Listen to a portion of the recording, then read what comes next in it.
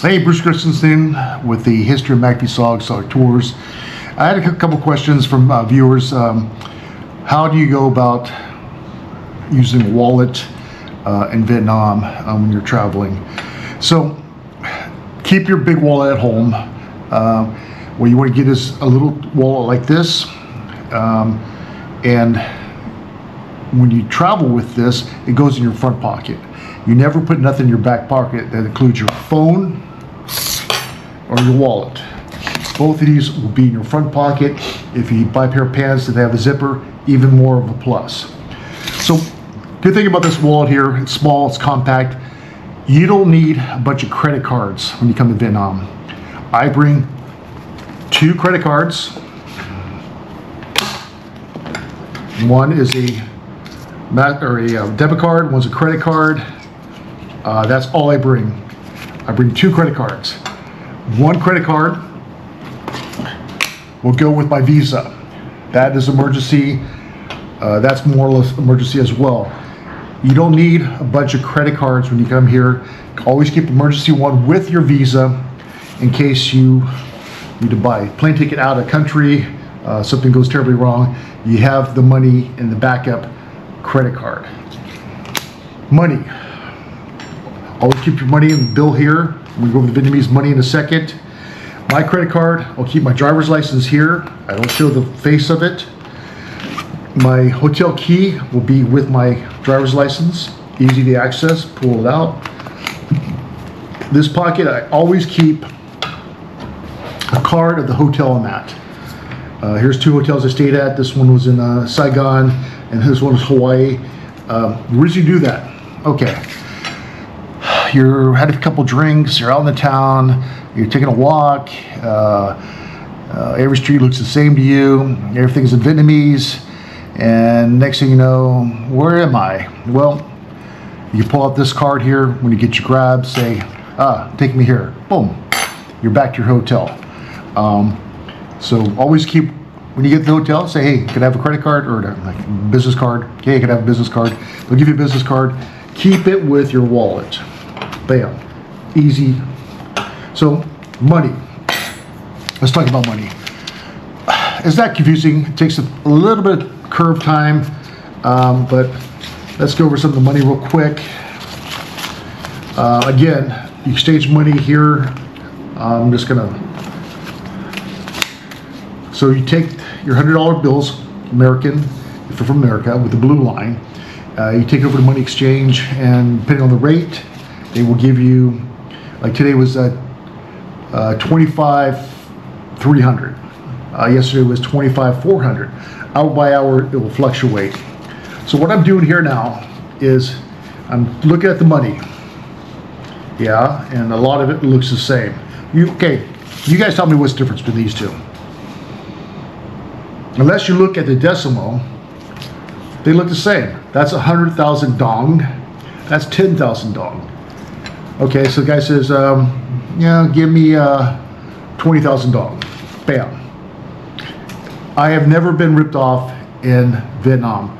These people are so honest that you give them 100,000 by mistake, they'll say, no, give me 2 of these. And so give them 20,000 dong.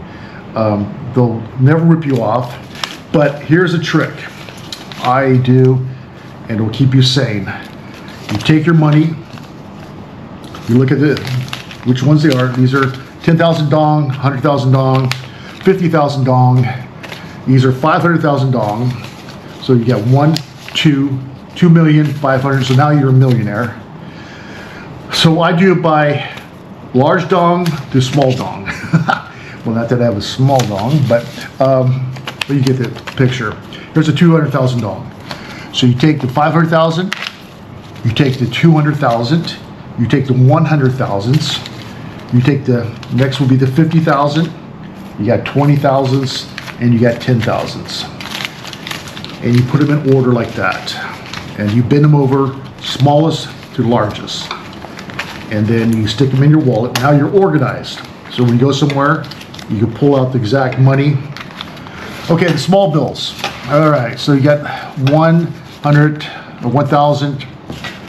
1,000, 1,000, 1,000, 2,000, 2,000, 2,000, 1,000, 2, 1,000, 2,000, 2,000, 2,000. Small bills to me are kind of a pain in the ass. You're going to get a lot of these over the time. When you go to coffee in the morning, use these small bills. Take, you know, a coffee's going to cost you 40,000 dong. So if you go, here's 20, 40, 60, 80, 100. That's 100. No, that's 2,000, 3,000, 4,000, 6,000, 10,000. So you get the picture, but then these are 10, so you go 10, 20, 30, 40, 50, 60, 70. So this money here, just use it for coffee, get rid of it as fast as you can. Use it for tips. I leave some of this in the hotel room for the maids. It goes a long ways with them. But this is pennies on the dollar. But I never carry this because it's just too bulky for my wallet and it doesn't bring a lot of money. So if I go to the coffee shop, I'll grab some of this in the morning. It's right around the corner, and I'm supposed to bring in the bigger bills. So that's my wallet, how I carry my money, my credit cards. So let's talk about another way of carrying your money in your credit cards. Okay, shoulder bags. This straps over the front of your body, your chest. Never put this on the back. This goes across your front. The only time I carry this is when I am traveling from point A to point B. For example, tomorrow I go from Da Nang back to Ho Chi Minh City. I will carry this with me. Once I get to the hotel, most hotels have a safe. So this will go in the safe. So what I carry in here is my really important valuables. My passport, again, credit card, always be with my passport in case of emergency. I always carry a copy of a visa.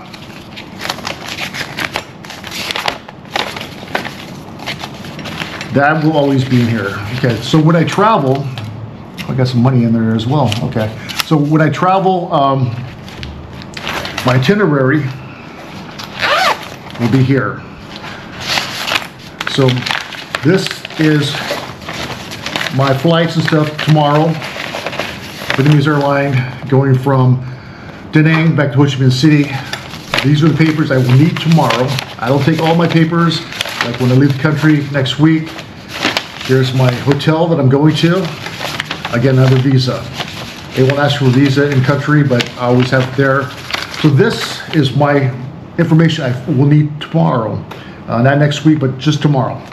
And then I lighten the load as I go, destroying the paperwork. My cash, I carry in here. This is my extra cash. When you need to exchange money, I always keep it in here. And then when I travel, my wallet, my phone, this is just for the airlines, will be in here as well. Not necessarily this pocket. I try to put nothing my visa in there, but it'll go in here when I travel on the plane. Goes in my chest, secured. Again, never put it on your back. If you think it's a man purse or whatever else you want to call it, this will save you a lot of time and energy and sound of mind. So that is how I carry money. That is how I carry wallets, phones. Again, don't put it in your back pocket. Last year we had one of our members lose her phone on the very first day, and so we had to replace the phone. And if you have to replace a phone while you're in Vietnam, you have to bring your passport. That is a must. We went to a phone place to buy another phone. They said, where's your passport? And we're like, oh, we didn't bring it. No, you need a passport. So we had to go all the way back to the hotel.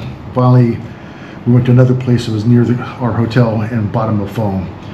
But you need a phone in Vietnam. If you're with a group of people, it's essential that you have a phone, not only for emergency contacts with the family members back home, but also we use WhatsApp to communicate. It's a group chat. So we say, okay, tomorrow we're having breakfast at 9 o'clock. Everyone meet there. We're going here at 12 o'clock. So you tell everyone exactly what you're doing on WhatsApp. There's other devices you can use. I mean, as you know, there's a million things you can communicate with, but that's what we use, and it works out great. So you have to have a phone when you're in country, and I'll talk a little bit more about the phone situations as we go, but I want to share this to you. And you know, I learned these little tips on the way, and if this helps you, great. If you've seen this before and it's a boring subject matter, just delete it. But yeah, so anyways, Bruce Christensen here, again with the history of McAfee SOG and SOG Tours. Little tips of the trade of the trick. Hey, Bruce Christensen here with the history of McAfee SOG Tours. I'm sitting right down the street from my hotel on the corner at this new IPA brewery. Well, it's a brewery, several different beers. They brew it right here in Vietnam. I think the guy has about 7 locations now, 7 or 8 locations throughout Vietnam. But anyways, I want to talk a little bit about SOG Tours. SOG Tours is another aspect of the history of McAfee SOG.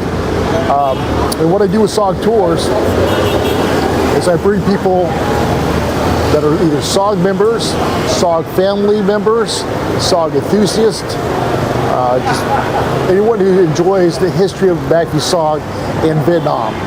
So the tours are based around the history of McAfee SOG, locations. However, there's so much more. There's seeing the different sites, eating the local foods, get into the environment, the culture, the beauty of Vietnam. So much more than just SOG related. Yes, we do go see SOG related places, SOG headquarters, safe houses, FOBs. We went up to Khe Sanh.